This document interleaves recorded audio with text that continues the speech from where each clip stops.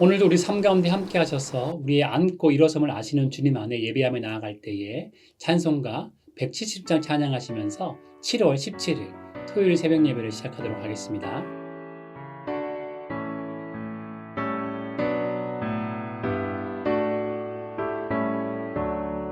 내 주님은 살아계셔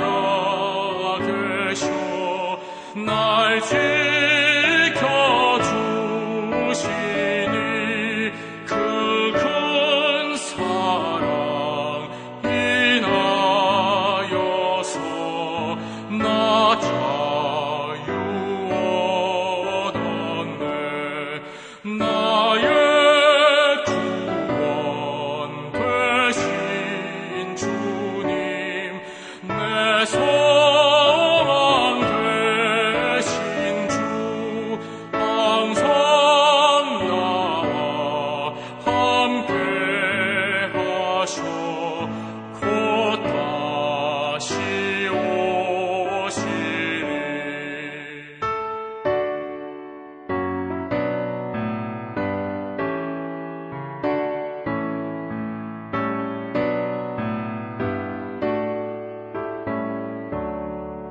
나를 거룩하게 하려 주 너를 부르니 주의 은혜 내게 넘쳐 주 뜻을 이루니 고생 믿음 나가지고 주 말씀 따르면 주님 다시 강림할 때 날 영접하시니.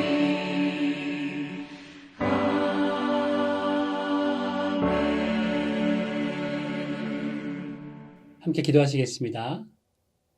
하나님 감사드립니다. 오늘도 새날을 허락하시고 새로운 생명을 우리 가운데 허락하심에 감사를 드립니다. 정말 주님께서 십자가의 은혜를 우리 가운데 내려주셨는데 날마다 은혜가 넘치는, 날마다 기막힌 하루하루를 살아갈 수 있도록 우리를 붙잡아 주시옵소서. 오늘도 하나님의 영광을 드리는 삶을 살기를 소망합니다. 주님, 삶을 통하여서 하나님의 기쁨 될 수 있는 귀한 삶 될 수 있도록 우리 삶을 붙잡아 주시옵소서. 오늘도 우리 가운데 함께 하신 주님을 찬양하며 주 예수 그리스도의 이름으로 기도드립니다. 아멘. 함께 하나님의 말씀을 읽도록 하겠습니다. 하나님의 말씀은 출애굽기 40장 1절부터 16절까지 말씀입니다. 여호와께서 모세에게 말씀하여 이르시되 너는 첫째 달 초하루에 성막 곧 회막을 세우고 또 증거궤를 들여놓고 또 휘장으로 그 궤를 가리고 또 상을 들여놓고 그 위에 물품을 진설하고 등잔대를 들여놓아 불을 켜고 또 금향단을 증거궤 앞에 두고 성막문에 휘장을 달고 또 번제단을 회막의 성막 문 앞에 놓고 또 물두멍을 회막과 제단 사이에 놓고 그 속에 물을 담고 또 뜰 주위에 포장을 치고 뜰 문에 휘장을 달고 또 관유를 가져다가 성막과 그 안에 있는 모든 것에 발라 그것과 그 모든 기구를 거룩하게 하라. 그것이 거룩하리라. 너는 또 번제단과 그 모든 기구에 발라 그 안을 거룩하게 하라. 그 제단이 지극히 거룩하리라. 너는 또 물두멍과 그 받침에 발라 거룩하게 하고 너는 또 아론과 그 아들들을 회막문으로 데려다가 물로 씻고 아론에게 거룩한 옷을 입히고 그에게 기름을 부어 거룩하게 하여 그가 내게 제사장의 직분을 행하게 하라. 너는 또 그 아들들을 데려다가 그들에게 겉옷을 입히고 그 아버지에게 기름을 부음같이 그들에게도 부어서 그들이 내게 제사장의 직분을 행하게 하라. 그들이 기름 부음을 받았은즉 대대로 영영이 제사장이 되리라 하시매 모세가 그같이 행하되 곧 여호와께서 자기에게 명령하신 대로 다 행하였더라. 아멘. 오늘 말씀은 출애굽기의 마지막 장으로 출애굽 후 대략 1년의 시간이 흐른 때입니다. 시내산을 기점으로 계산하면 시내산에 도착한 지 10개월 정도가 지난 시간이죠. 시내산에서 10개월의 시간을 보낸다는 것은 성막을 만들기 위한 준비 기간이 그만큼 많이 걸렸다는 것입니다. 모세와 이스라엘 백성들은 하나님의 말씀을 따라 공들여 성막을 준비하고 정성껏 기구들을 만들어서 이제 완성의 기쁨을 눈앞에 두고 있습니다. 여러분은 꿈을 꾸며 오랜 기간 동안 준비한 것을 새롭게 시작한 때가 있으셨나요? 아마도 학창 시절에 꿈을 꾸며 기도하던 학교에 합격을 했던 날, 그리고 그 학교에 새로이 입학하는 날에 들뜬 기분을 아직도 생생하게 기억하시는 분들이 계실 것입니다. 또 학교를 졸업하고 처음으로 직장에 입사하던 날도 중요한 기억 중에 하나일 것이고, 창업을 하기 위해서 오랜 기간 동안 준비하다가 이제 새롭게 사업을 오픈하는 날은 정말 눈물겹도록 만감이 교차하는 날이었을 것입니다. 저는 대학교 때부터 선교학을 공부하는 것을 기도하면서 준비했었는데, 학교에 입학 허가를 받았을 때의 감격과, 그리고 처음 기숙사에 들어갔을 때 아무것도 없는 맨바닥에서 잠을 자면서도 기쁨과 감사가 넘쳤던 기억이 있습니다. 우리 하나님이 참 재미있고 놀라운 것은 하나님은 항상 드라마틱한 연출을 잘하신다는 것입니다. 특히 성막을 완성하는 날을 특별하게 하셨습니다. 광야를 지나는 이스라엘 백성들에게 하나님의 백성으로서 새로운 삶을 살도록 하나님의 영광을 보이시며 십계명을 주셨습니다. 그리고 하나님의 임재 가운데서 하나님을 만날 수 있도록 성막을 만들도록 하셨죠. 그리고 이제 성막이 새롭게 세워지는 날을 의미 있는 날로 정하셨습니다. 하나님은 성막이 세워지는 이 시점을 이스라엘이 새롭게 시작하기 가장 좋은 날로 정하신 것입니다. 2절 말씀을 보게 되면 첫째 달 초하루라고 말씀하시는데, 이날은 지금 우리 달력으로 보게 되면 3, 4월에 해당하지만 이스라엘의 입장에서 볼 때는 독립기념일과 같이 너무나 중요한 출애굽한 때를 기준으로 첫째 달로 시작합니다. 하나님은 천지 창조 때 이 땅을 가득 채우고 있던 혼돈과 공허를 질서 정연하게 만드셨습니다. 마찬가지로 성막을 세울 때도 아무것도 없는 광야 들판에 구획을 하고 질서를 세움으로써 혼돈과 공허를 질서 정연으로 바꾸셨습니다. 성소의 장막과 뜰의 위치를 잡는 널판과 기둥을 먼저 세워 공간을 구획하고 그 위에 덮개를 덮었습니다. 이후에 증거계를 들여놓고 휘장을 가려 지성소를 만듭니다. 이어서 상과 등잔대와 금향단을 들여놓고 성소를 만들었고, 마지막으로 번제단과 물두멍을 설치한 후에 뜰에 세마포장과 휘장을 치게 됩니다. 이렇게 성막을 만드는 것에는 중요한 의미가 있습니다.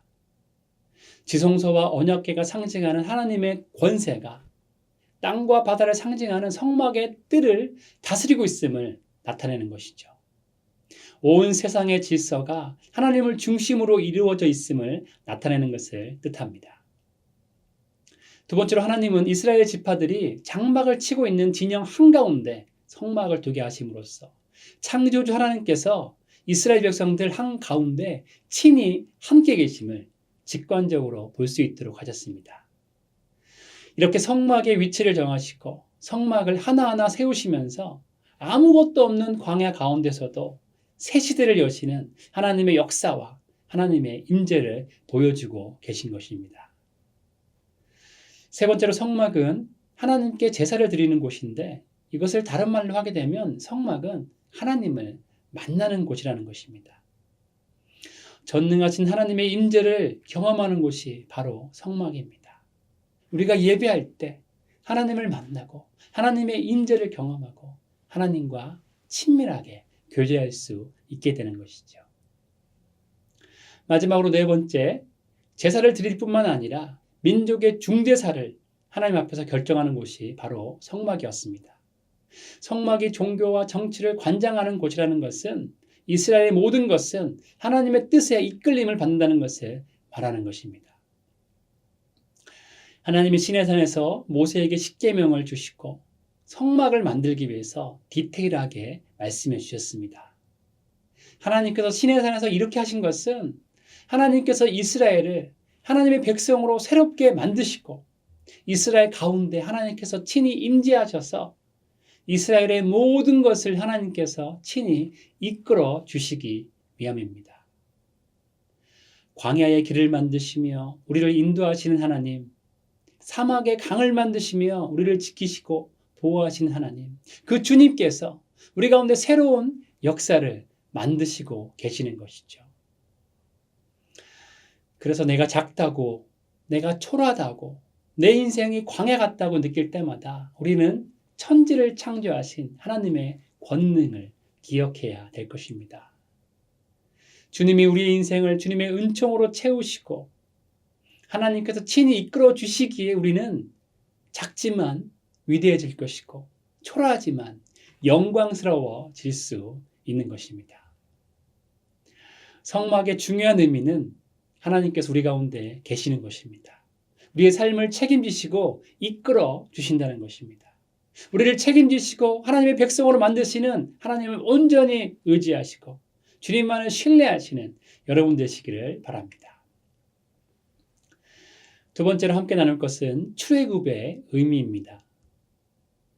하나님은 출애굽 1주년을 기념하는 달인 첫날에 성막을 완공케 하셔서 성막을 통해서 백성들로 하여금 하나님께서 이스라엘을 출애굽시킨 의미를 다시 한번 깨닫게 하십니다.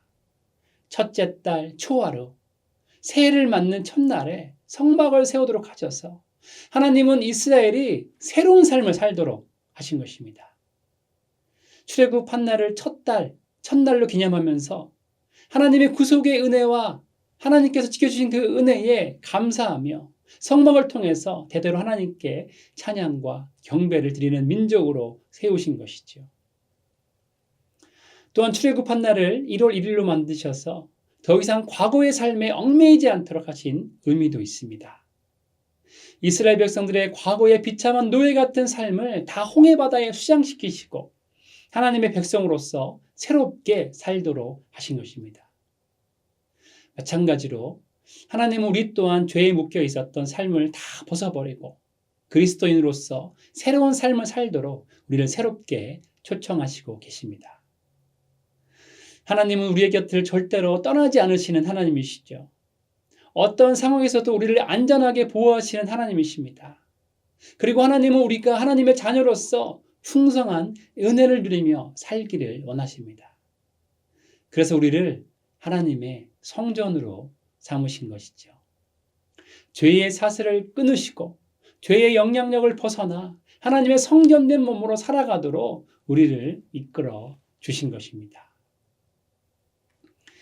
우리와 항상 함께 하시는 예수 그리스도를 주인으로 모신 삶을 살면서 공허하고 혼돈 속에 있는 우리의 마음과 우리의 삶이 안정과 질서를 찾게 됩니다. 그렇기 때문에 우리는 그리스도인으로서 우리 안에 예수 그리스도로 새로운 성막을 세우고 하나님의 충만한 은혜 안에서 살아가야 할 것입니다. 그래서 중요한 것은 이제는 우리가 죄의 노예가 아님을 선포하는 것입니다. 그리고 죄의 사슬에서 벗어나 하나님의 은혜의 법 안에 살아가는 것입니다. 사랑하는 애인 성도님 모두의 마음 가운데 예수 그리스도로 성막을 세우셔서 하나님이 온전히 다스리시는 평안 넘치는 하루 되시기를 주님의 이름으로 축원드립니다. 세 번째로 함께 나눌 것은 우리 삶의 의미입니다. 오늘 본문 말씀을 통해서 우리에게 주시는 또 다른 중요한 점은 하나님은 우리의 삶을 구별하시고 우리의 삶에 의미를 부여하신다는 것입니다. 9절 말씀을 보게 되면 성막 안의 모든 기구를 거룩하게 하시기 위해서 관유를 바르는 것을 보게 됩니다. 그리고 13절 말씀을 보게 되면 아론에게도 기름을 붓도록 하셨습니다. 하나님은 성막의 기구들을 관유로 거룩하게 구별하셔서 성막의 모든 기구가 존재의 이유와 의미를 갖도록 하신 것이죠. 단순히 정교하게만 만들어진 물건이 아니라 하나님의 특별한 기름 부으심으로 각 기구들이 특별한 의미를 부여받았다는 것입니다. 저는 얼마 전에 집에 있는 TV를 고친 적이 있습니다. 지금까지 몇 년 동안 고장 없이 잘 사용했었는데 갑자기 화면이 나오지 않았습니다. 인터넷으로 검색을 해보니까 TV 속에 부품이 망가진 증상이었고 부품만 새 것으로 교체하면 될 것 같았습니다. TV를 분해해서 고치는 것은 처음으로 해보는 일이었는데 부품을 구입해서 고쳐보고 싶었습니다. 그래서 보통 사람들이 많이 주문하는 A 회사에서 부품을 주문했었습니다. 그런데 이상하게도 2달이 지나도록 부품이 오지 않았습니다. 그래서 다시 다른 회사에서 부품을 주문해서 TV를 분해하고 부품을 교체하기 시작했습니다. 떨리는 마음으로 다시 TV를 조립하고 전원을 켰더니 감사하게도 예전처럼 TV 화면이 깨끗하게 잘 나오는 것이었습니다. 부품 구입 때문에 꽤 긴 시간이 지나기도 했고 또 처음으로 분해하고 부품을 교체했기 때문에 떨리는 마음이 있었지만 TV가 너무 잘 나오니까 마음이 너무나 뿌듯했습니다. 오래된 TV였지만 제가 직접 고쳐 쓰게 되니까 그 TV가 나에게 의미 있는 TV가 되었습니다. 그전에는 그냥 평범한 TV였는데 이제는 저에게 소중하고 괜히 정이 더 가는 TV가 된 것입니다. 이 세상에 수많은 TV가 있지만 이제는 나만의 TV가 된 것이죠. 하나님은 평범할 수 있는 성막의 기구들에 관유를 부어 구별되게 하셨습니다. 또 수많은 사람들 중에 이스라엘 백성들을 택하시고 그 중에서도 아론을 택하셔서 기름 부어 구별하셨습니다. 하나님의 것으로 인친 것이죠. 이제는 하나님의 것으로 구별되어 거룩하여진 것입니다. 창세기 11장을 보게 되면 인간의 잘못된 영광과 허영심을 채우기 위해 바벨탑을 쌓으면서 역청을 바르는 모습을 볼 수 있습니다. 바벨탑이 무너지지 않고 견고하게 연결되도록 하기 위해서 역청을 바른 것이죠. 그런데 똑같은 역청이지만 노아의 방주의 나무들 사이에 역청을 발랐습니다. 갓난아기인 모세를 갈대 상자에 담아 물에 띄워 보낼 때도 갈대 상자에 역청을 사용했습니다. 똑같은 역청이지만 하나님의 사역에 사용되었을 때, 하나님께 붙들림 받았을 때 특별한 존재가 된 것입니다. 우리의 인생도 마찬가지입니다. 똑같은 죄인인 사람이지만 세상 가운데서 부르셨고 예수님께서 십자가의 은혜를 부어주셔서 구원하셨기 때문에 의미 있는 존재가 된 것이죠. 사랑하는 애인 성도님 모두는 하나님께 특별히 구별받은 분들이십니다. 세상의 많은 사람 중에 특별히 예수 그리스도의 피를 발라 하나님의 자녀 삼으신 귀하신 분들이십니다. 그렇기 때문에 여러분의 삶에 어려움과 고난이 많았다면 그것은 그만큼 하나님께서 여러분을 사랑하신다는 증거입니다. 성막의 기구들을 그 많은 재료들 중에 특별히 고르시고 다듬고 특별히 구별하신 것처럼 여러분의 삶도 하나님께서 아름답게 다듬고 특별히 구별하셔서 하나님의 자녀된 삶을 살도록 하시기 때문입니다. 오늘 말씀을 보게 되면 이제 성막이 세워지고 기구들이 배치되고 제사장들이 직분을 수행합니다. 그런데 그 과정들마다 등장하는 단어가 있습니다. 그 단어는 바로 거룩입니다. 거룩해져야 성막이 되고 거룩해져야 성막의 기구가 되고 거룩해져야 직분을 수행할 제사장이 되는 것입니다. 그러나 반대로 생각하면 어떻습니까? 거룩하지 않는다면 아무리 공들여 제작한 성막과 기구들이라 할지라도 하나님과는 아무런 상관이 없는 것들이 되는 것입니다. 아론과 그의 아들들도 회막 앞에서 씻고 거룩한 옷을 입고 다시 기름 부음 받는 후에야 성막에 들어갈 수 있는 거룩함을 인정받았습니다. 그런데 성막 기구들이 정결해지는 과정과 제사장이 거룩함을 얻는 과정 사이에는 큰 차이가 있습니다.